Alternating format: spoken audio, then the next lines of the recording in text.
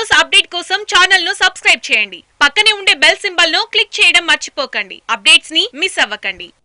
ఎవరు ఊహించని విధంగా అసాధ్యం అనుకున్న కార్యక్రమాన్ని సుసాధ్యం చేసి తెలంగాణ రాష్ట్రం ఏర్పడ్డ అతి స్వల్ప కాలంలో 5.5 మాసాల్లోనే తెలంగాణలో పవర్ కట్స్ లేకుండా విద్యుత్ కోతలు లేకుండా నిరోధించగలిగిన కార్యశీలి గౌరవనీయులు ట్రాన్స్కో అండ్ జెన్కో సిఎండి గారు దేవులపల్లి ప్రభాకర్ రావు గారు, గౌరవ శాసనసభ్యులు పెద్దలు ఉద్యమ నాయకులు, మరి మీ అందరికీ కూడా ఎల్లవేళలా అండగా ఉన్న పెద్దలు శ్రీనివాస్ గౌడ్ గారు, గౌరవ ఎస్పీడీసీఎల్ సిఎండి పెద్దలు రఘుమారెడ్డి గారు, ఎన్పీడీసీఎల్ సిఎండి గోపాలరావు గారు, జేఎండి ట్రాన్స్కో శ్రీనివాస్ గారు, గౌరవనీయులు వేదికపైన ఆసీనులైన మధుసూదన్ రెడ్డి గారు, జానయ్య గారు, ఇంకా మరి 2 డిస్ట్రిబ్యూషన్ కంపెనీల డైరెక్టర్లందరికీ, వేదిక ముందున్న పాత్రికేయ మిత్రులకు, మరి 24 గంటల కరెంట్ ఈరోజు అన్ని రంగాల్లో వస్తూ ఉంది అంటే తెలంగాణలో, దానికి కారణమైన మా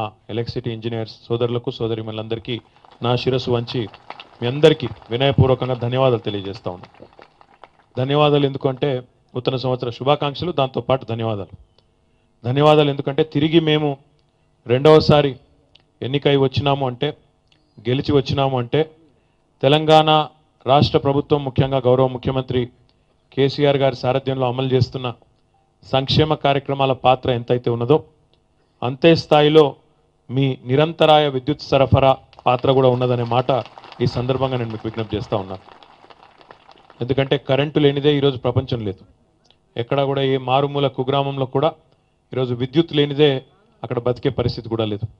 తాగునీటికి కరెంటు, సాగునీటికి కరెంటు, ఇంట్లో కనీసం 1 గంట సేపు పడుకుందామంటే కరెంటు, దేనికైనా కూడా మన జీవితం ఈరోజు విద్యుత్తు చుట్టూ పరిభ్రమిస్తున్న మాట వాస్తవం అనే మాట ఈరోజు దేశవ్యాప్తంగా ప్రపంచవ్యాప్తంగా ఒక కుగ్రామంలో మారుమూల ప్రాంతంలో ఉన్నవారు కూడా గ్రహించక తప్పని పరిస్థితి, అంగీకరించక తప్పని పరిస్థితి. అట్లాంటి పరిస్థితుల్లో ఒక్కసారి గతం మననం చేసుకుంటే పెద్దలు చాలామంది చెప్పినారు, పునశ్చరణ కానీ మరి నేను కూడా చెప్తా ఉన్నా. ఒకనాడు ఇదే హైదరాబాద్లో ఇందిరా పార్క్ దగ్గర 3 రోజులు, వారానికి 3 రోజులు పవర్ హాలిడే ఇస్తుంటే తట్టుకోలేక, కార్మికులకు జీతభత్యాలు ఇవ్వలేక, పరిశ్రమలు నడుపుకోలేక, ఆఖరికి పారిశ్రామికవేత్తలు, పరిశ్రమల యజమానులు కూడా ఇందిరా పార్క్ దగ్గర ధర్నాలు చేయాల్సిన దుస్థితి. సబ్ స్టేషన్ల ముందు ధర్నాలు అయితే లెక్కనే లేదు. 5-6 ఏళ్ల కిందట నాకు బాగా గుర్తున్నది, మేము కూడా ప్రతిపక్షంలో ఉన్నప్పుడు ఒకసారి కాదు చాలాసార్లు సబ్స్టేషన్ల ముందు ధర్నాలు చేసిన వాళ్ళమే. విద్యుత్ అధికారులను గదుల్లో పెట్టి, తలుపులు పెట్టి, గొల్లెం పెట్టి, ఫోటోలు ప్రెస్ వాళ్ళని పిలిచి వేసిన రోజులు పత్రికల్లో నాకంటే బాగా మీకే తెలుసు. ఒకచోట కాదు, రాష్ట్ర వ్యాప్తంగా జరిగే పరిస్థితి.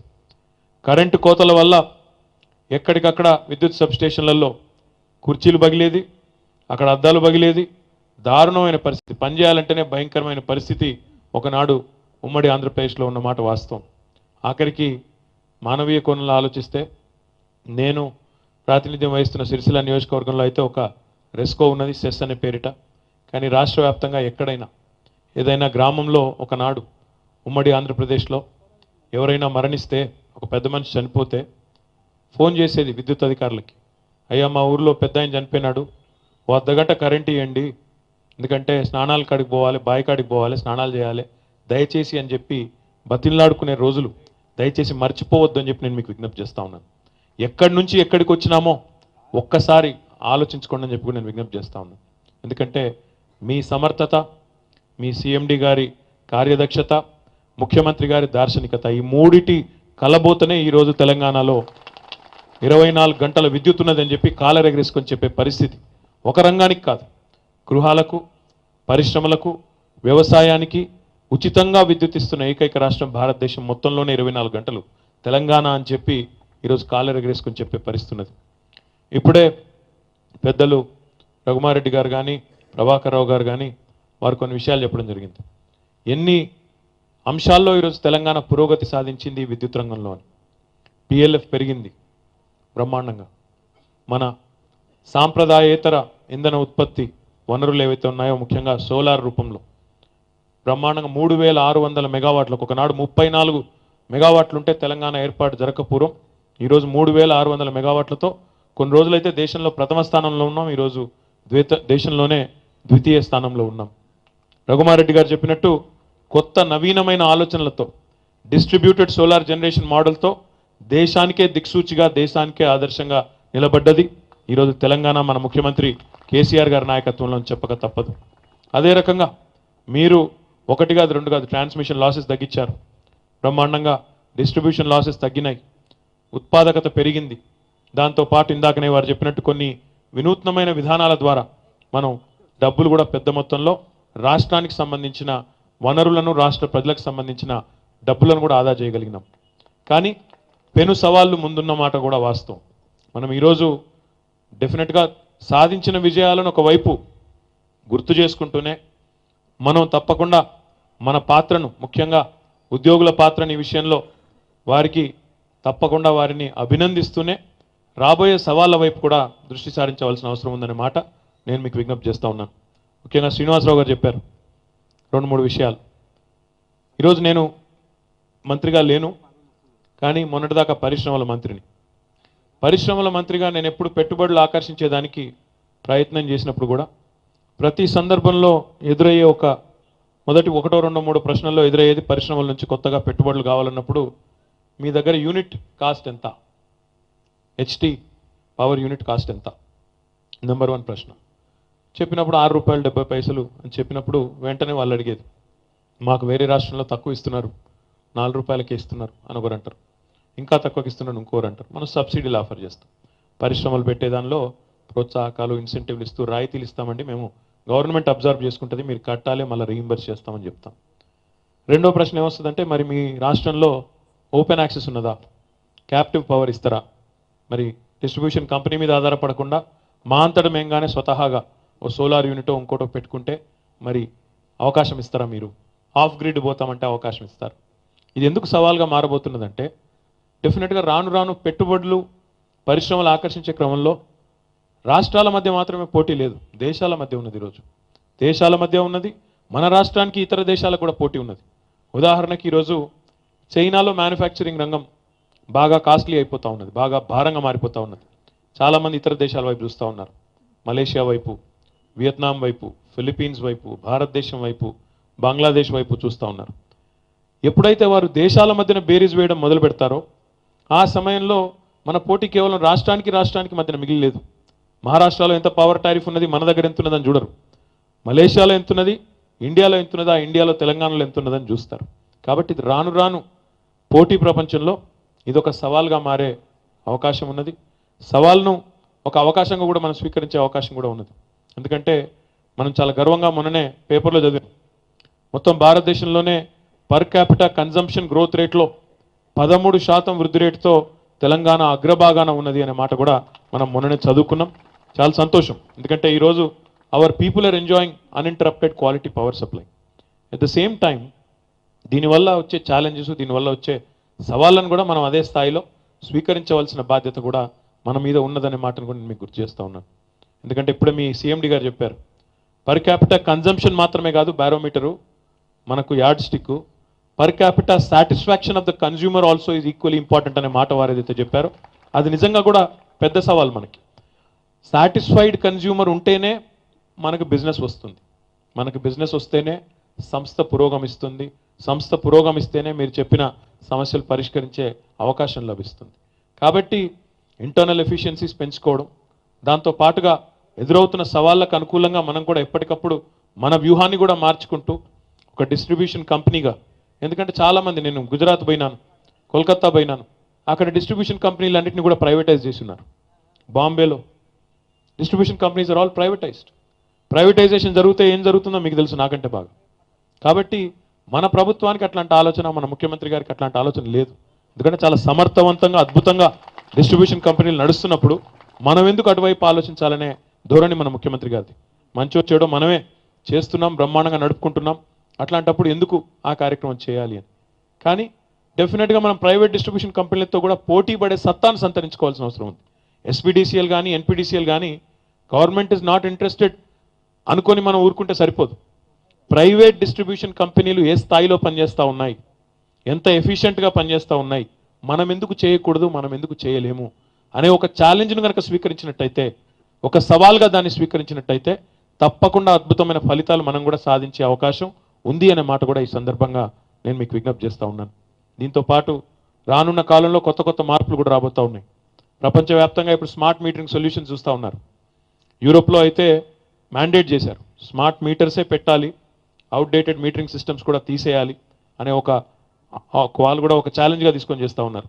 స్మార్ట్ మీటరింగ్ వల్ల డెఫినెట్గా విద్యుత్ ఆదా కూడా అవుతుంది, కన్జ్యూమర్ కూడా పర్ఫెక్ట్గా ఏం జరుగుతుంది అని తెలుసుకునే ఒక అవకాశం కూడా ఉంటుంది.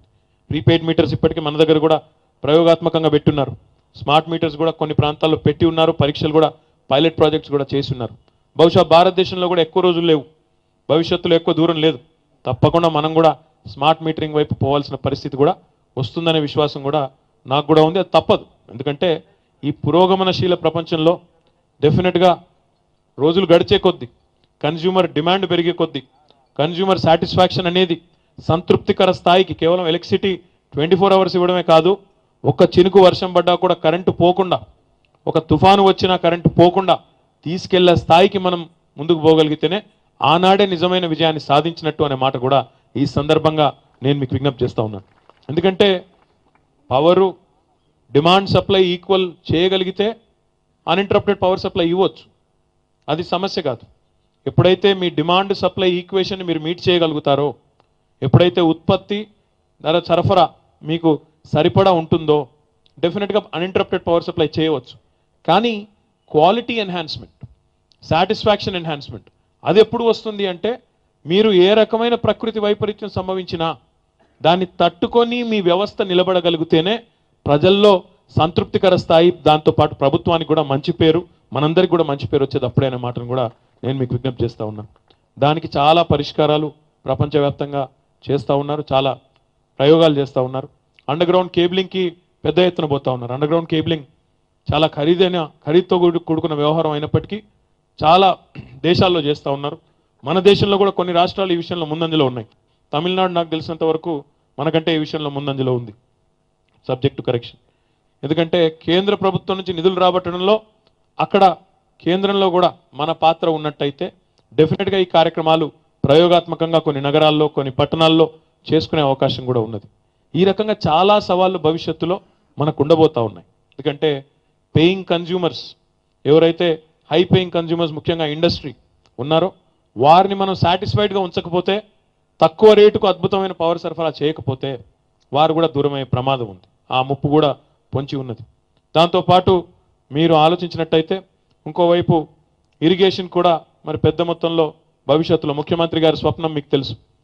కాళేశ్వరం ప్రాజెక్టు కానీ, పాతిపోతల పథకం కానీ, సీతారామ కానీ, గోదావరి కృష్ణా జలాల్లో 1200 టీఎంసీల నీళ్లను సద్వినియోగం చేసుకొని ప్రతి నీటి బొట్టును తెలంగాణలోని బీడి భూములకు మళ్లించాలనే ముఖ్యమంత్రి గారి తపన, ఆయన కమిట్మెంట్ ఏదైతే ఉన్నదో అది డెఫినెట్గా నాకు విశ్వాసం ఉంది. రాబోయే 2-3 ఏళ్లలోనే ముఖ్యమంత్రి గారి పట్టుదల చూస్తూ ఉంటే, ఆయన దృఢ సంకల్పం చూస్తూ ఉంటే తెలంగాణ 1 కోటి ఎకరాల మాగాణం కాబోతున్నదనే మాట కూడా ఈ సందర్భంగా నేను మీకు విజ్ఞప్తి చేస్తూ ఉన్నాను.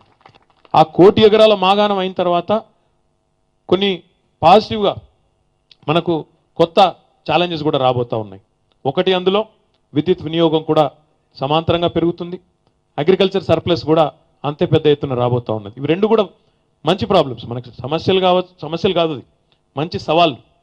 భవిష్యత్తు వైపు దృష్టి సారించినప్పుడు, ఆలోచించినప్పుడు ఇవి పాజిటివ్గా తీసుకోవాల్సిన సవాళ్ళుగా నేను మీ అందరు కూడా విజ్ఞప్తి చేస్తూ ఉన్నాను.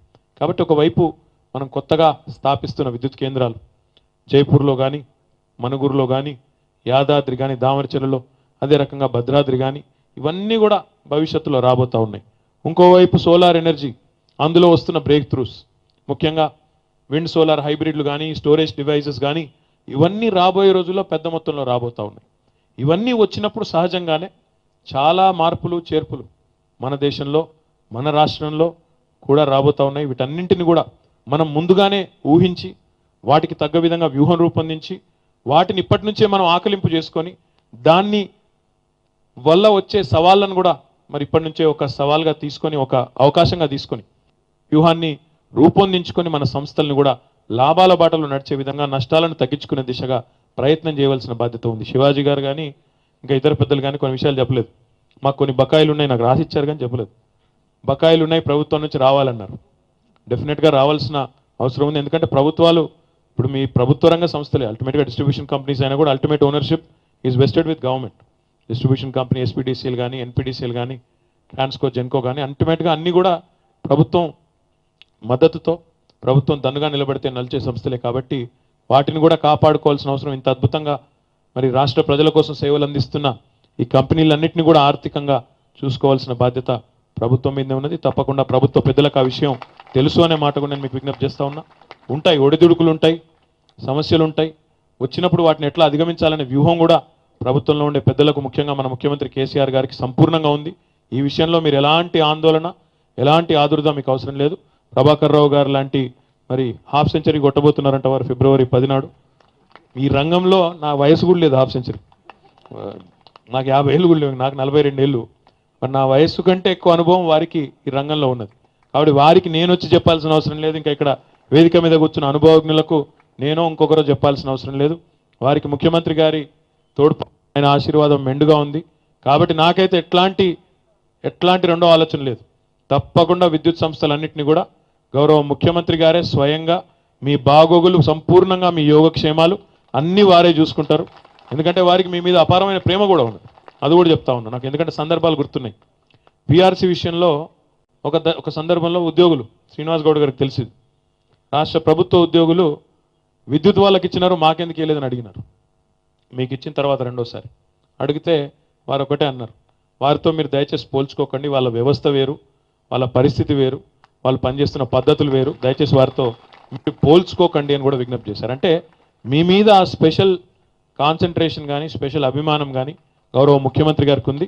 కాబట్టి మీరు ఎలాంటి ఆందోళన, ఎలాంటి రెండో ఆలోచన మీకు అవసరం లేదు. ఇప్పుడు వారు చెప్పారు మాకొక హౌసింగ్ అని, ఇంకా మా జీపీఎఫ్, ఈపీఎఫ్ అని, ఇవన్నీ కూడా నేను చెప్తా ఉన్నా కదా, కేసీఆర్ గారు ఇవన్నీ కూడా చిన్న చిన్న అంశాలు. కాబట్టి వాటి విషయంలో మీరు ఏమాత్రం ఆందోళన పడకండి. తప్పకుండా అన్ని సహకారం అవుతాయి, అన్ని సానుకూలంగా సహకారం అవుతాయి. ఇప్పుడు నేను మంత్రిగా లేను, నేను ఎటుపడితే అటు మాట్లాడరాదు,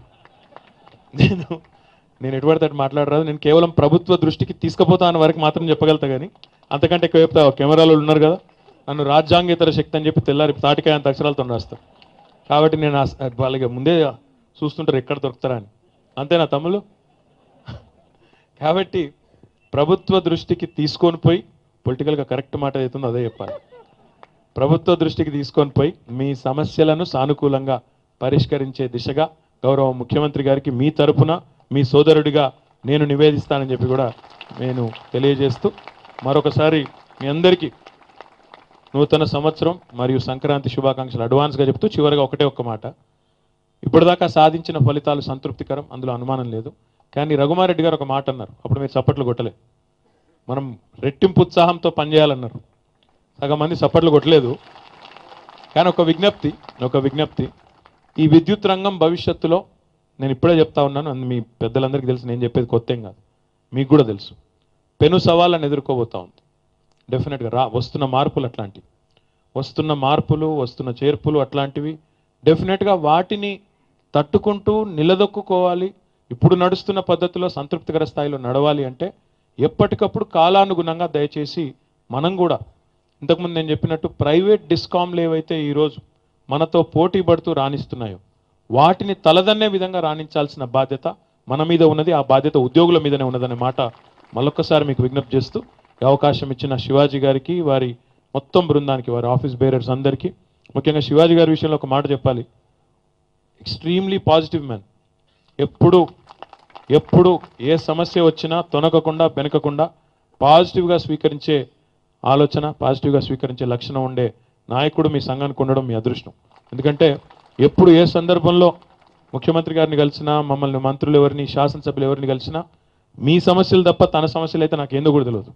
ఆయన ఇప్పటివరకు ఎప్పుడు చెప్పినా మీ సంఘ సమస్యలు, మీ ఇంజనీర్ సమస్యలు, మీ అసోసియేషన్ సమస్యలు తప్ప వేరే చెప్పలేదు. సంఘ భవనం అన్నారు, ఇంకా 1-2 చిన్న విషయాలు చెప్పారు. అవన్నిటిని కూడా నేను వారితో మళ్ళీ ప్రత్యేకంగా కూర్చొని తప్పకుండా ప్రభుత్వంలో ఉండే పెద్దల దృష్టికి తీసుకొచ్చి పరిష్కరించే ప్రయత్నం చేస్తానని చెప్పి తెలియజేస్తూ మీ అందరికీ నూతన సంవత్సర శుభాకాంక్షలు. Thank you. జై Telangana. Thanks for watching. Please like, comment, share. Follow on Facebook, Google+, Twitter, Instagram. For more updates, please subscribe Great Telangana TV.